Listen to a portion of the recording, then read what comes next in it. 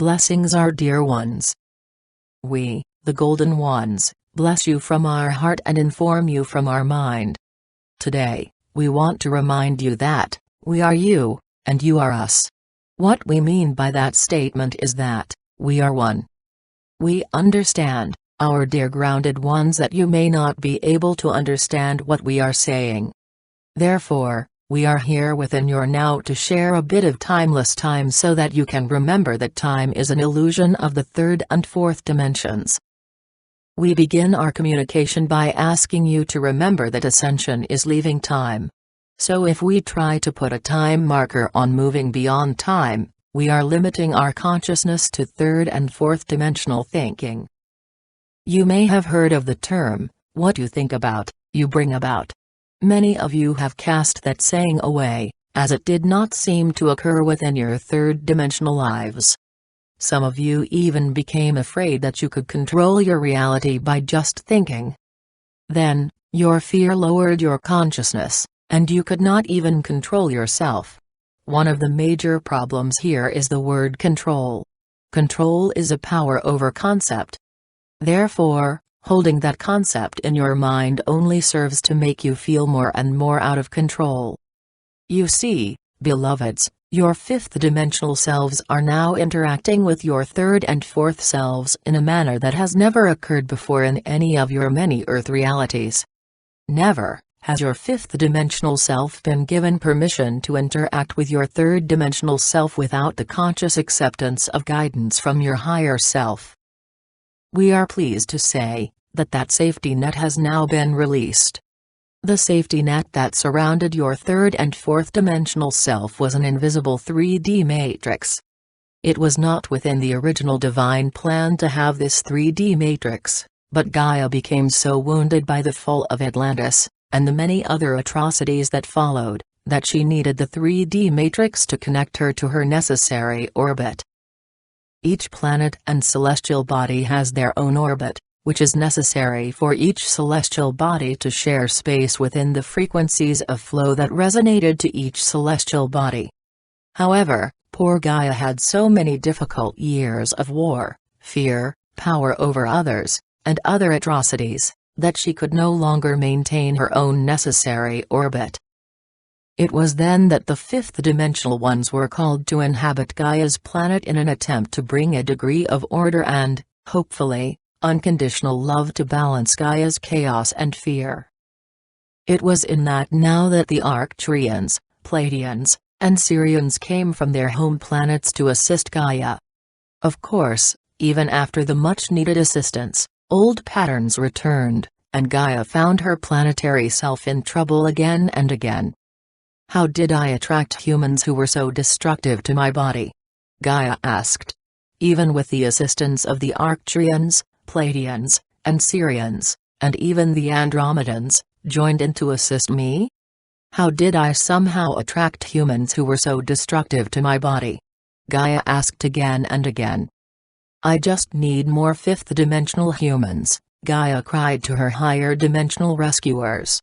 If there were somehow enough fifth-dimensional humans to balance the fear and anger of the third-dimensional humans, I may be able to complete my planetary ascension. Millennia after millennia passed, and Gaia found her planetary self in much the same situation. Yes, many galactics made the great sacrifice of taking an Earth vessel so they could incarnate on Gaia's third-dimensional planet. However, the many cycles of fear and war had left Gaia's reincarnating humans falling again and again into old patterns of fear and anger.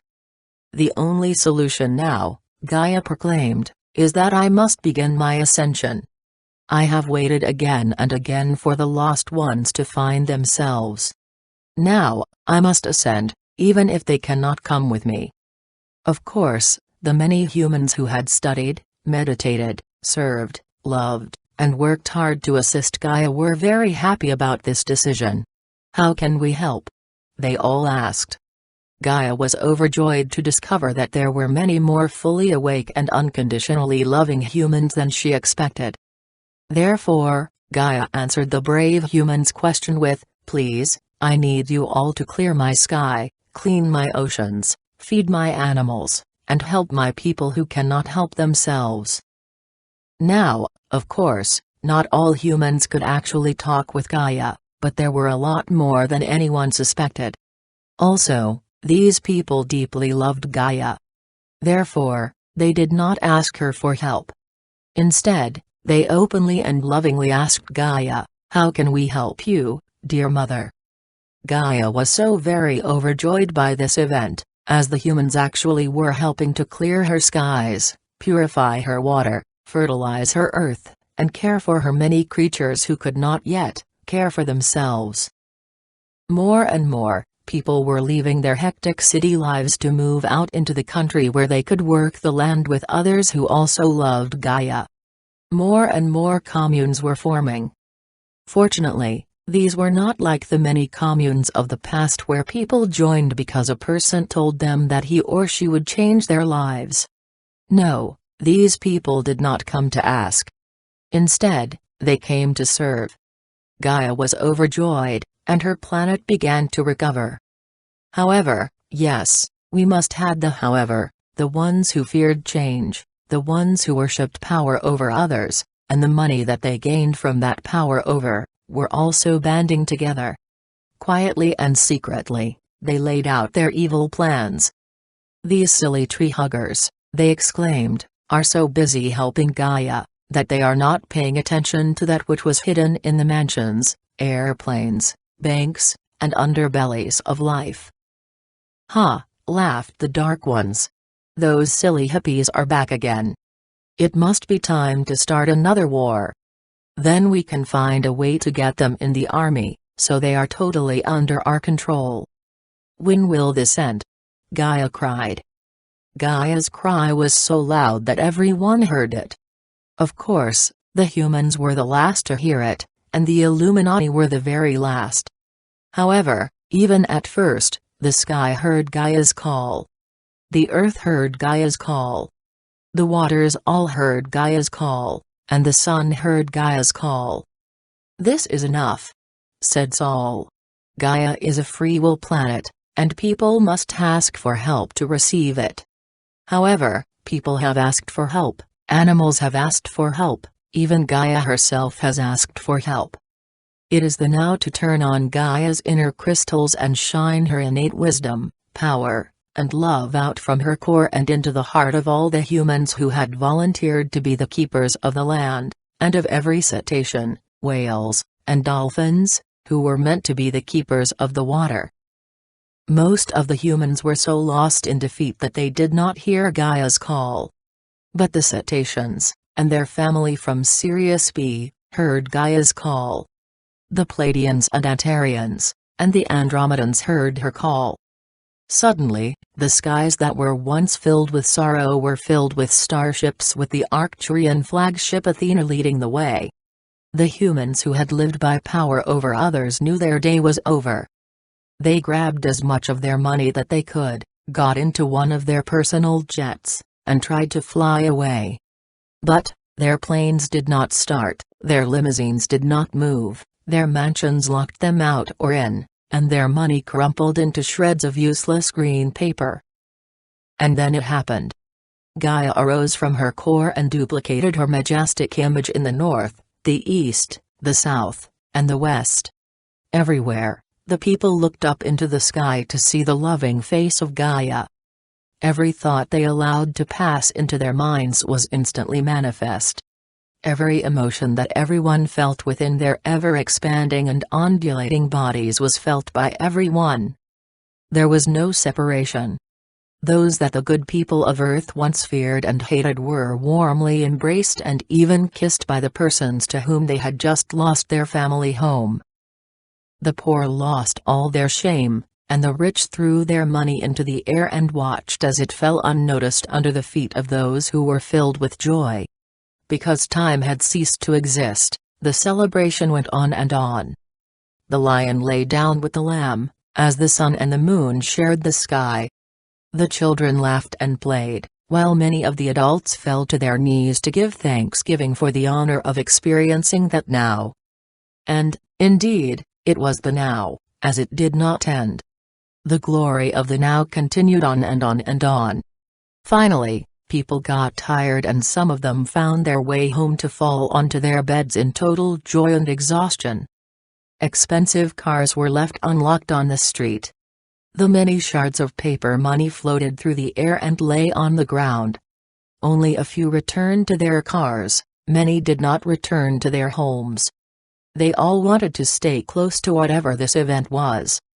In fact, many of those who had started to go home, returned. They did not know what had happened, how they caused it, or if they deserved it. They only knew that they felt free.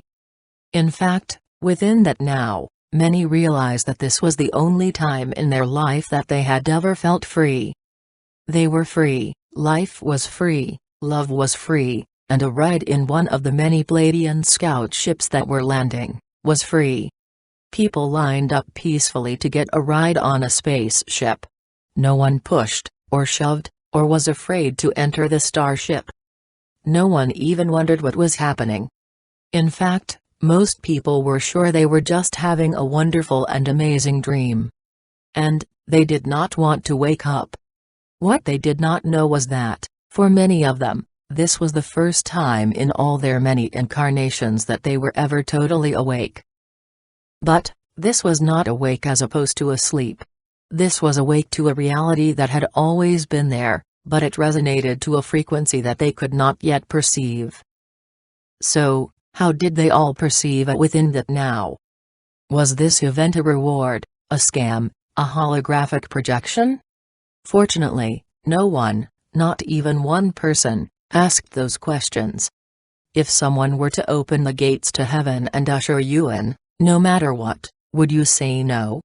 And, no one said no. Even the Illuminati did not say no. They said, yes.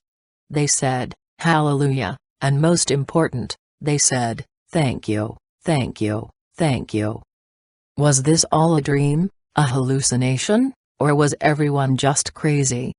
Crazy or not, dream or not, every one of them needed to live this ascension dream, hallucination, fantasy, within that now, as well as within their every thought and every action.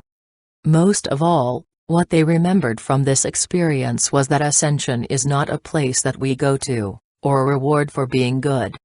Ascension is leaving time and moving into a reality that is completely different from all of the many third and fourth dimensional lives that they had ever experienced.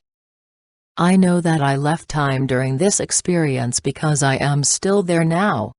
I don't know how to explain this, but when I left time, I stayed with, am staying with, this experience. It is like a feedback loop that does not end, but every loop is a bit different from the previous one. Therefore, this experience, this imagination, this reality, is constantly growing, changing, morphing, and expanding. Therefore, I am experiencing a constant movement within me, within every moment of the now. It is very difficult to experience living in the now of the one while still wearing a physical body. In fact, my third-dimensional body wonders if I made this whole thing up. Maybe I did? It is all very confusing. Therefore I need to not think and not desire, and just be in this now. How do I do that? The answer is one that we will each have to, personally and collectively, remember what we always knew. I don't remember being born, my first step, or my first words. My past is a collage of different pictures that don't exactly fit together. Perhaps it will be the same within the fifth dimensional now. However, I just said it will be. We third dimensionals are addicted to time. How can we remember without time? How can we plan our lives without time? Well, I don't have any more time to ponder this situation. So, I guess I need to just let it be. What do you think?